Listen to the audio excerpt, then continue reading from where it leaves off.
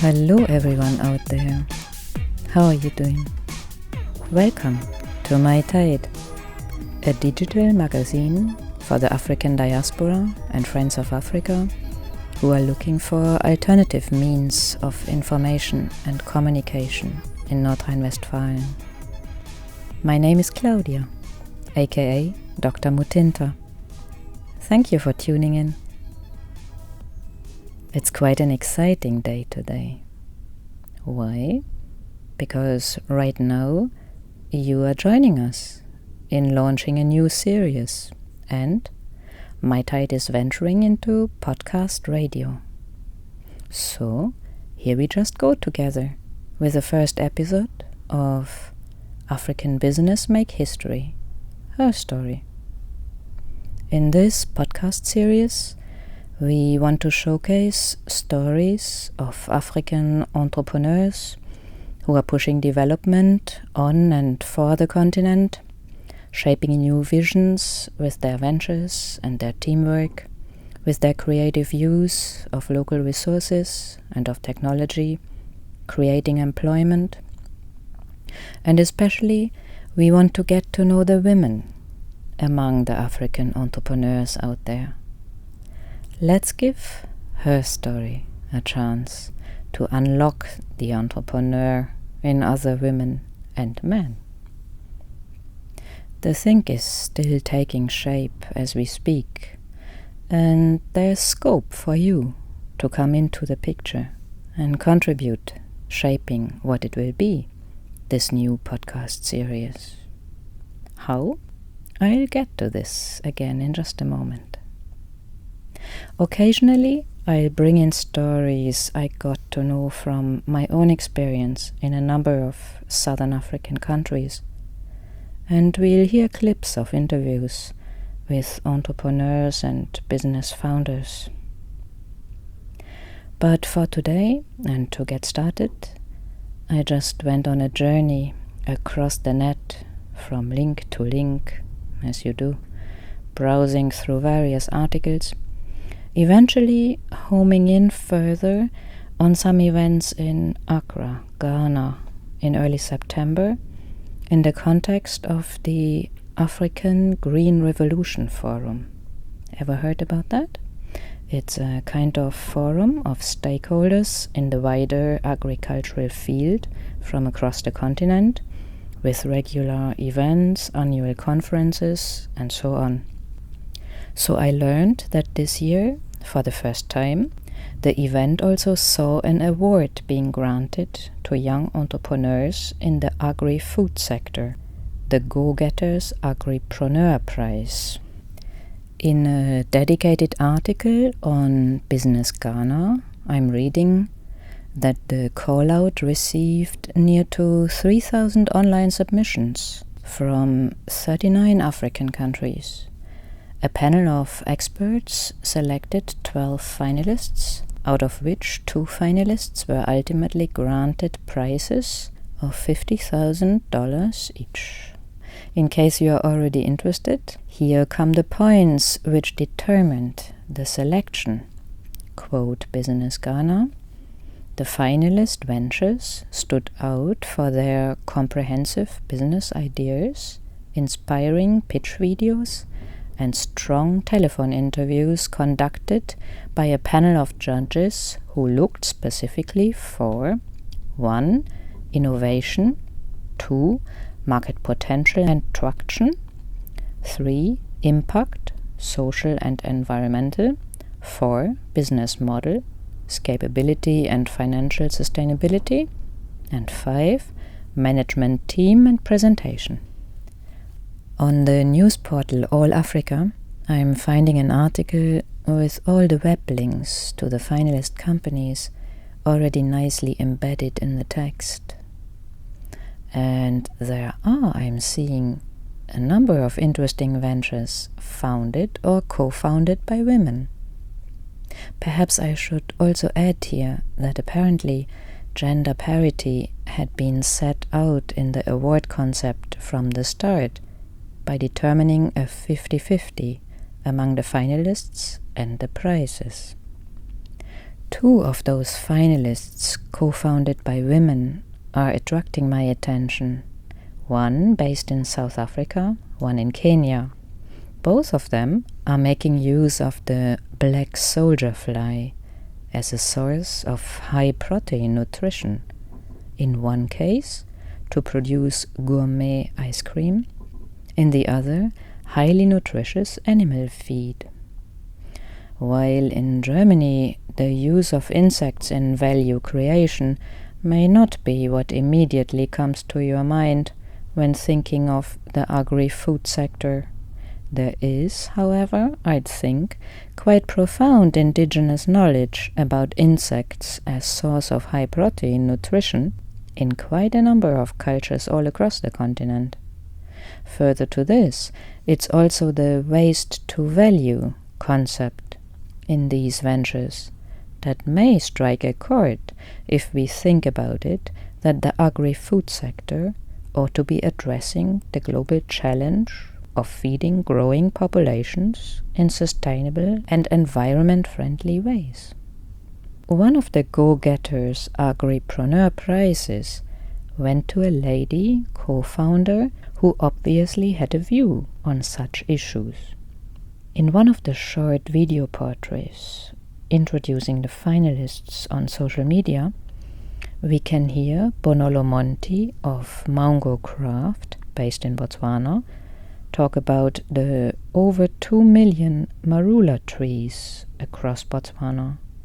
Their fruit pulp usually going to waste, while the seeds are used to produce oil, which is gaining popularity in the cosmetic industry. It approximately takes 300 tons of fruit pulp to get to 12 tons of oil, Bonolo explains. So the starting question of Mango Craft as a business was, what is happening with all that fruit? On their website, mangocraft.com, we learn that the company was established in 2017. That's less than 3 years for making it into top international ranks with the Go-Getters Agripreneur Prize. Quite a success story, no?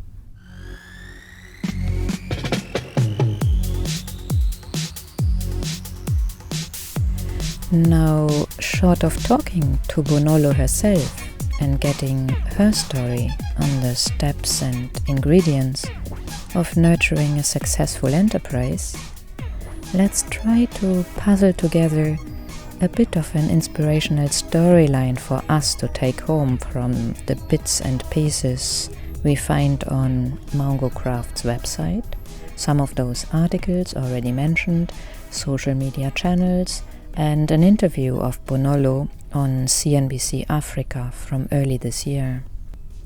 One first step we have already cited just above, being attentive to your direct environment and taking note on the questions that pop up in your mind. It's marula season. You will smell it. Tons of fruit are rotting away under the trees, if they are not possibly being collected by local communities, mostly women and children, and sold for little reward to an oil production company. That's what I know of the story from Zimbabwe at least, and I gather in Botswana it may be quite similar, because on the website we read, quote, Mango Craft works with oil producers and communities to turn underused indigenous fruits of Botswana into gourmet preserves. We can only but imagine the amount of footwork to be done to find and establish together workable ways with the oil producers on one side, local communities on another, of intercepting the usual old routine of tons of fruit pulp going to waste. But such arrangements and strategies are already quite advanced steps that you would go once you are already manufacturing, beginning to grow as a business and as a company that has established some ground for itself, from which then to negotiate such interventions. What do we know of the very first humble beginnings of mango craft? How and where did it start? Searching again on the website, we find the names of two co-founders and owners with Bonolo Monti, Olayemi Aganga and Motswemi Tauniani, next to the story that mango craft began as, quote, a quirky bunch of friends who started off displaying and selling their then homemade jam at a local farmers market in Botswana, finding, to their surprise, how much people loved them. Well, this is quite a charming story of encouragement for you listening in and wanting to start your own business. Get started right away, experimenting, humbly, locally, gaining experiences, supported on the wings of friendship. You can do it. That sounds easy enough, but if we have listened already carefully what came across so far, we could also have noticed a certain emphasis on the national, the local, and the indigenous fruit. This, we can imagine, can crystallize as a concept of identity for a brand to be. The quirky bunch of friends, at least, got an immediate feedback from their practical research and local customers who apparently loved the familiar taste of fruit preserves from their Botswana indigenous fruits.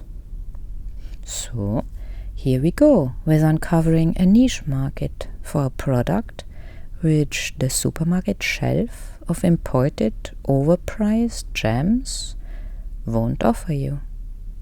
Local taste.